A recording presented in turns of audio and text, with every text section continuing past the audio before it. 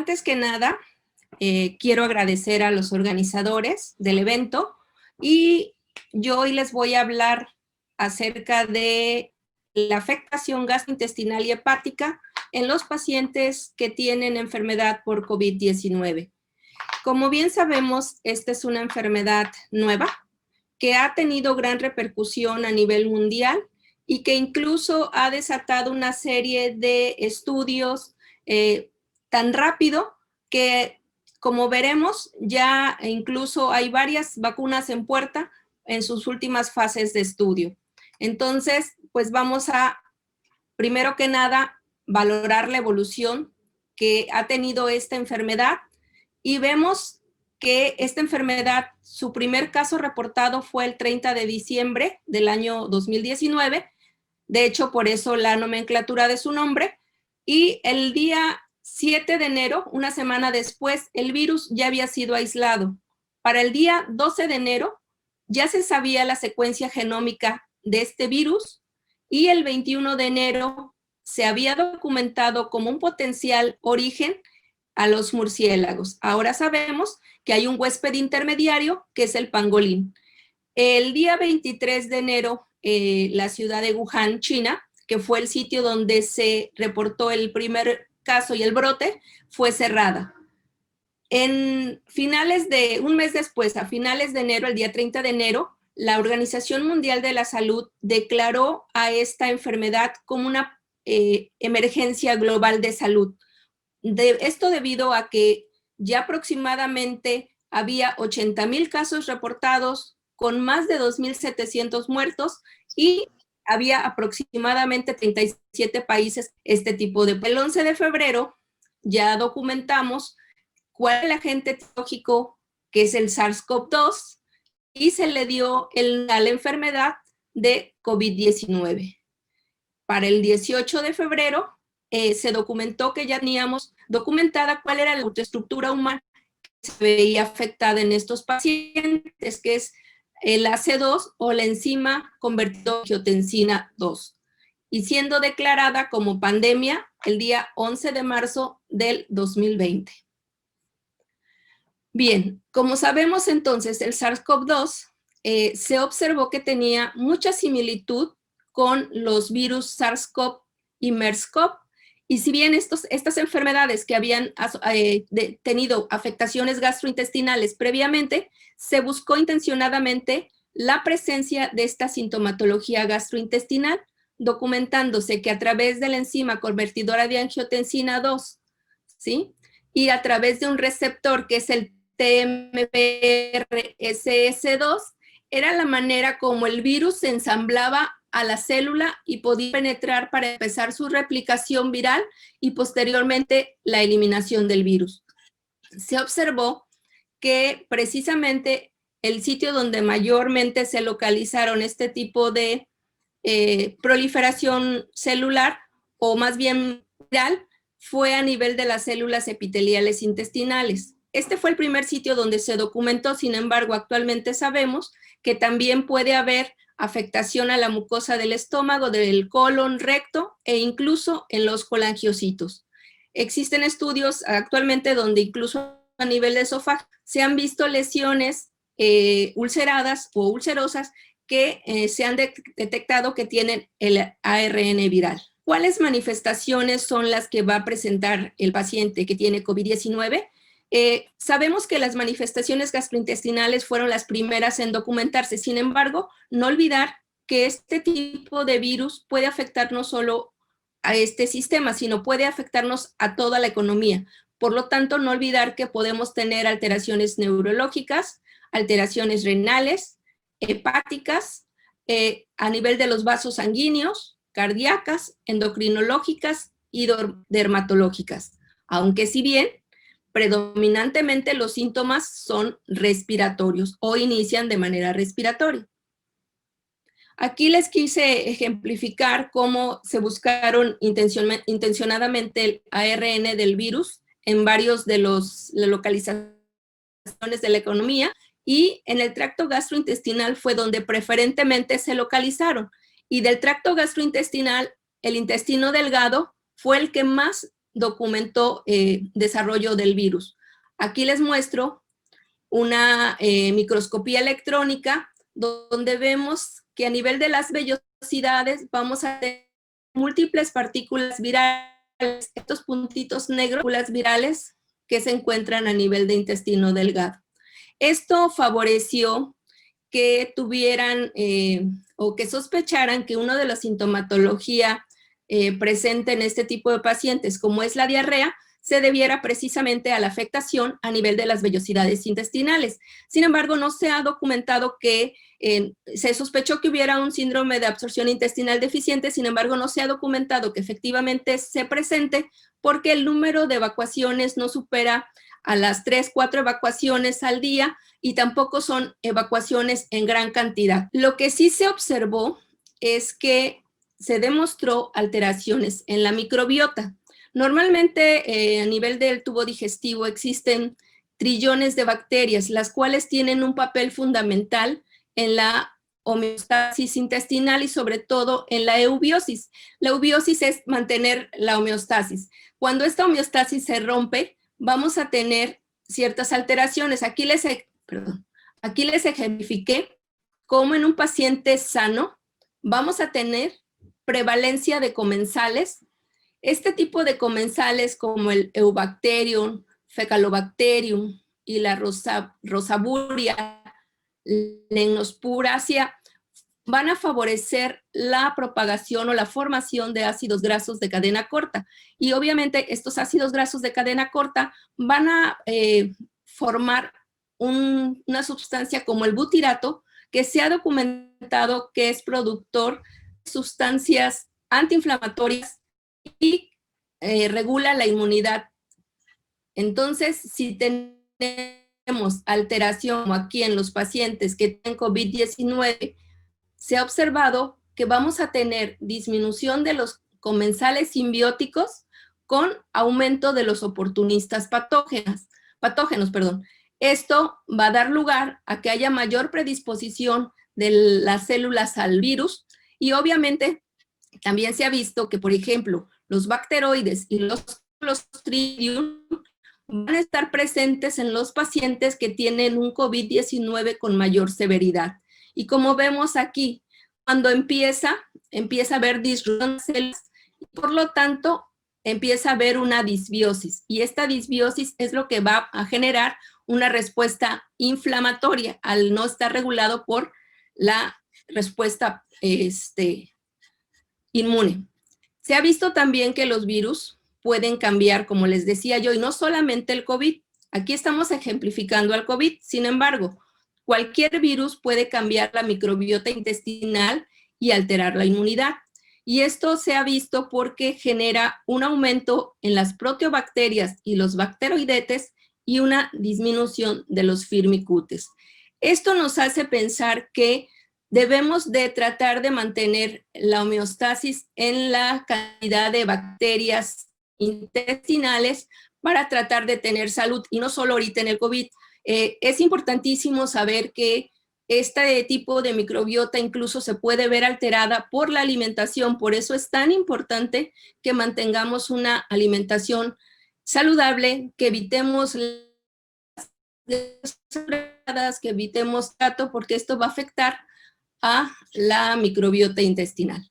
Les voy a mostrar los estudios más relevantes y este es un metaanálisis sistemático de la revista JAMA.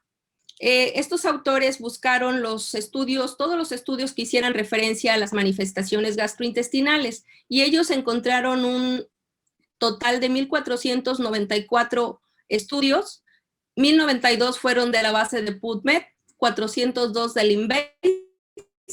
Sin embargo, la gran mayoría de estos estudios tuvo que ser eliminado porque muchos se encontraban duplicados o porque no completaban los requerimientos que los autores querían. Y de todos estos solamente se documentaron 29 artículos que fueron sometidos al análisis cuantitativo. De estos 19 estudios, 23 fueron estudios completos y 6 estudios preimpresos.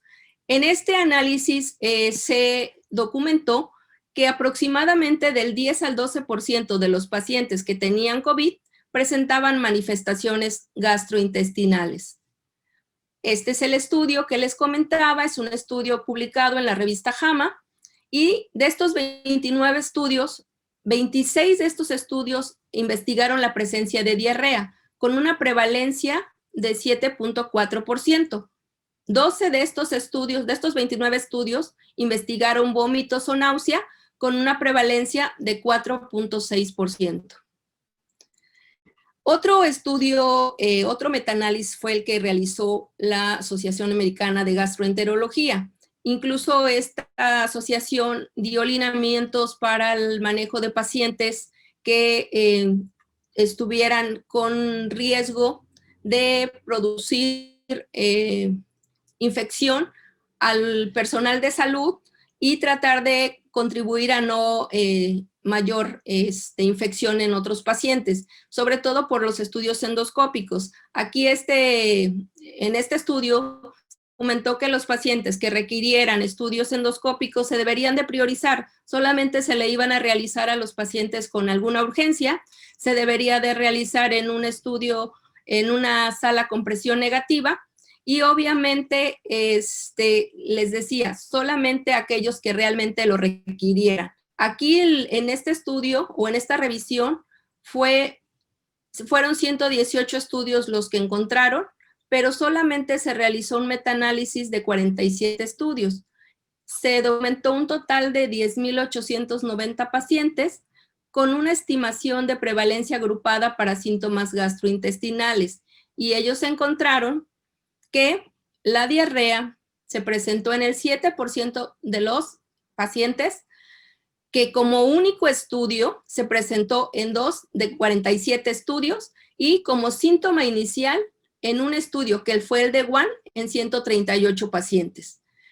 La náusea y el vómito en 26 estudios que incluyeron a 5,955 pacientes, se estimó en una prevalencia del 7.8%. Y el dolor abdominal en un 2.7%, con una prevalencia acumulada de 3.6%. Esto se vio así porque realmente en los estudios no se documentó homogeneidad en la determinación del dolor. De hecho, algunos lo reportaban como dolor de estómago, otros como dolor epigástrico, y en algunos otros estudios como disconfort abdominal. Por eso la prevalencia acumulada fue de 3.6. En este mismo estudio, ellos se dieron a la tarea también de evidenciar la presencia del ARNA del SARS-CoV-2 en las muestras de las heces. Y se documentó que independientemente de la presencia o no de diarrea, algunos pacientes o muestras salieron positivas, incluso después de que la afectación respiratoria ya había concluido, o más bien la muestra respiratoria ya había salido negativa y podía haber salido todavía el SARS-CoV-2 en las heces. Esto favoreció que se sospechara la transmisión fecal-oral. Sin embargo, no se pudo concretar, o no hay ningún estudio que realmente categorice que la transmisión fecal-oral existe, porque dicen que en los estudios se debe de quitar el sesgo de la exposición a las gotitas respiratorias. Entonces, mientras esto no se pueda quitar, no podemos evidenciar que efectivamente existe una transmisión fecal-oral. Otra de las afectaciones es a nivel pancreático. Como les decía yo, algunos pacientes tienen dolor a nivel abdominal, y no olvidar que cuando tengamos un paciente que tiene dolor abdominal, debemos sospechar que el paciente no esté haciendo un cuadro de pancreatitis. Esto porque recordemos que la pancreatitis puede ser tan severo, tan grave, que nos dé disfunción orgánica, y entonces a lo mejor el paciente tiene una pancreatitis grave y no nos estamos dando cuenta. Entonces, siempre que tengamos un paciente con COVID-19 que tenga dolor abdominal, no olvidar descartar un cuadro de pancreatitis. Sin embargo, acuérdense que las características del dolor pancreático es un dolor intenso, transfictivo, irradiado en hemicinturón, y obviamente cuando tengamos estas características es cuando más se debe de sospechar. ¿Y por qué se empezó a evidenciar que había cierta afectación pancreática? Porque hubo una familia de 3 miembros que tuvieron coronavirus, 2 de los cuales presentaron cuadro de pancreatitis. Este cuadro de pancreatitis se documentó tanto por imagen como por patrón bioquímico. Aquí vemos el patrón respiratorio y aquí vemos la inflamación pancreática. En este otro estudio del Pancreatology, los autores lograron evidenciar que la patogenia de la pancreatitis por COVID-19 estaba centrada también en la angiotensina, en la enzima convertidora de angiotensina 2, dado que este tipo de enzimas se vio expresada también en los islotes pancreáticos. Hecho daño era tanto por un daño directo citopático por la replicación del virus o también por la respuesta inmune inducida por el mismo virus.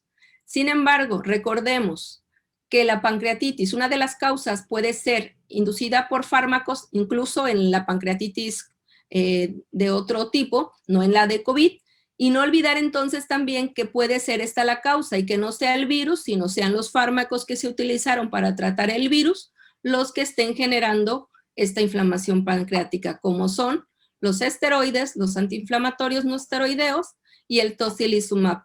Recordemos que el tocilizumab se está utilizando para inhibir la cascada de citocinas que se genera en este tipo de pacientes con una afectación grave. No hay muchos estudios que hablen acerca de la afectación pancreática. El estudio de mayor tamaño es este que se realizó en el Gastroenterology, donde se sometieron 52 pacientes a realización de citología sanguínea, marcadores inflamatorios, bioquímica y se incluyeron todos los pacientes que tenían amilasas mayor de 90 o lipasas mayor de 70. De hecho, esto es algo que no queda bien dilucidado si realmente la afectación pancreática es tan alta con la incidencia que ellos reportan del 17%, porque solamente utilizaron este parámetro como medida para incluir a los pacientes que pudieran tener daño pancreático. Entonces, yo creo que hace falta mayores estudios para poder lograr y determinar, e incluso con estudios de imagen, que efectivamente los pacientes que ellos comentan están teniendo en ese porcentaje del 17% la afectación pancreática. Otro de los órganos que también se han visto involucrados en esta enfermedad es el hígado. Y como veremos, realmente no solamente se ha visto que el hígado debe de estar ya con una enfermedad hepática preexistente, sino también se ha visto que en pacientes con hígado sano pueden tener cierta afectación. La afectación consiste en la elevación de transaminasas, es decir, alaninoaminotransferasa y aspartato aminotransferasa, disminución de la albúmina sérica, aumento de los niveles de bilirrubina y prolongación de los tiempos de coagulación. Sin embargo, se ha observado que en los estudios que se han realizado, la lesión hepática siempre es leve a moderada y solamente en un pequeño porcentaje la lesión va a ser grave. Aquí les pongo este estudio que se realizó en Wuhan, China. En este estudio, los autores documentaron 99 casos de pacientes con COVID-19 y solamente uno de ellos fue un caso grave, en donde observamos aquí que la cifra de ALT o alaninoaminotransferasa está por arriba de 7,000. Esto nos habla de un gran daño hepatocelular. Y la AST en 1,445.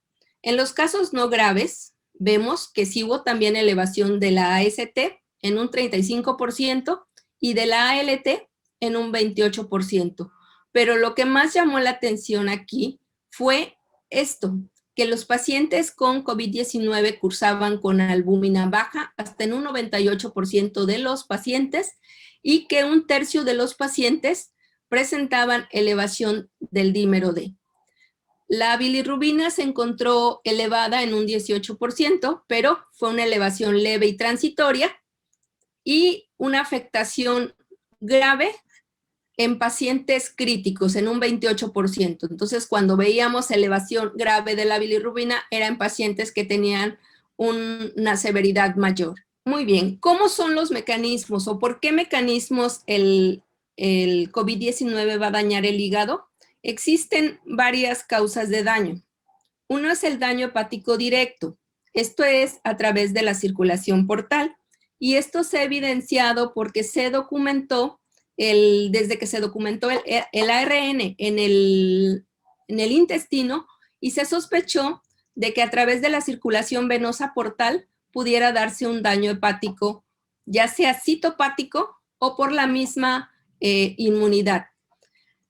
Otro de los daños es a nivel de la respuesta inflamatoria sistémica al estrés. Este tipo de daños en respuesta al estrés se ha observado que se presenta en el huésped cuando el virus entra.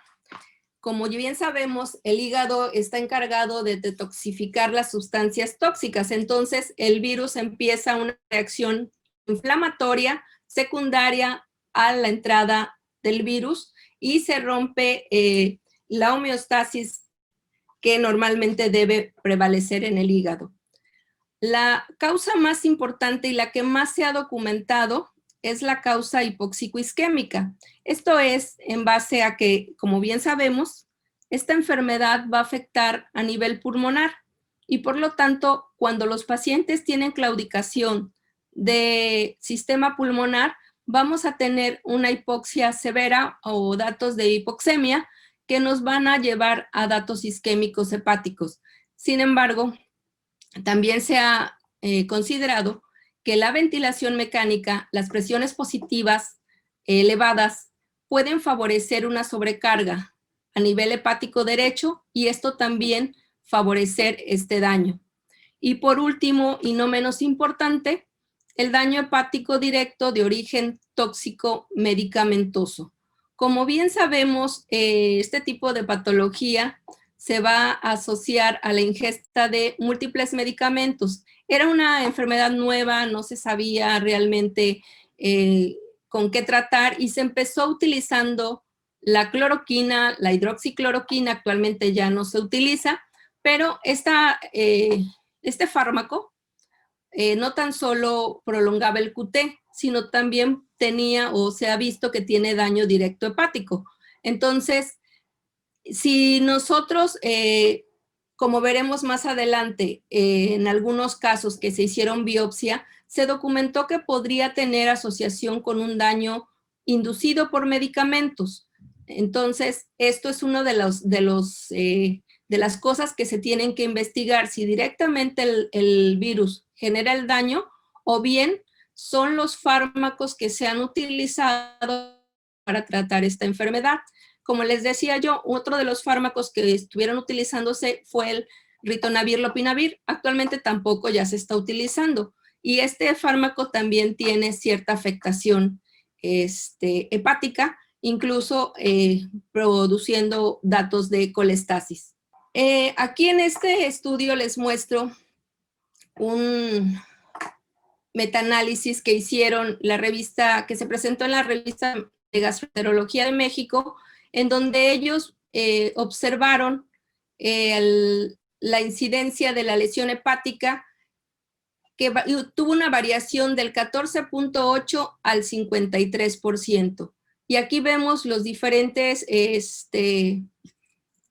reportes de estudio en donde se observaba como predictor de severidad y acceso a UCI en el estudio de Chen-Nichols a la AST, en el estudio de Wan-Nichols, la elevación de AST también, y en el estudio de Wan-Nichols, como un predictor de mayor de 50% del AST y del ALT en 28% de los pacientes que tuvieron necesidad de terapia intensiva y que tuvieron mayor gravedad. Por lo tanto, en este estudio de Wan-Nichols es de llamar la atención también lo que comentábamos. La albúmina baja se encontró en 80% de los pacientes y el dímero D elevado en el 100% de los pacientes como predictores de mortalidad. Entonces, si tenemos un paciente que tiene determinación de ALT o ACT más elevada y tenemos albúminas bajas y dímero D elevado, es un paciente que tiene un mayor riesgo de mortalidad. Entonces, en este estudio se observó que cuando hay afectación hepática, se considera que los casos son más graves y se documentó también que en pacientes cirróticos la mortalidad oscilaba hasta en 30%. No olvidar que el paciente que tiene daño hepático crónico está más susceptible a la descompensación. Por eso, si nosotros tenemos un paciente hepático crónico en el cual estaba compensado y de pronto se descompensa, es importante que descartemos que no tenga esta infección, sobre todo en pacientes que tenemos elevación de transaminasas, que tenemos elevación de bilirrubinas, ¿sí? Y obviamente que hubo un descenso de la albúmina cuando previamente su albúmina era normal. En los estudios de One-Coles, como ya les había comentado, en este estudio se revisaron 1099 pacientes con COVID-19 y encontraron que la elevación de la AST más de 40 en 39% de los pacientes, la ALT más de 40 en 28% de los pacientes sugerían una enfermedad grave. Y ellos hicieron estimaron la elevación de la ALCT en más de 50 y ALT en más de 28% para los pacientes que requirieron terapia intensiva, ventilación mecánica y por ende fueron más susceptibles al fallecimiento.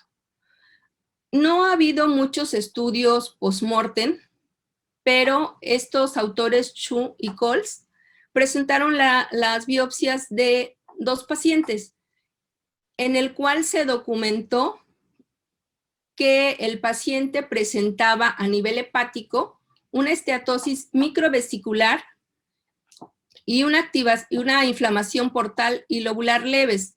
Este tipo de alteraciones, como ya les comentaba, se han visto en los pacientes que tienen daño inducido por medicamentos, o sea, un DILI. Es por esto que no se sabe si realmente existe daño citopático o bien es un daño inducido por los medicamentos. Sin embargo, en otro estudio que hicieron otros autores, también con una biopsia, documentaron que había linfocitos y que había RNA viral en los colangiocitos y por eso también se sospecha que sea un daño directo por el virus.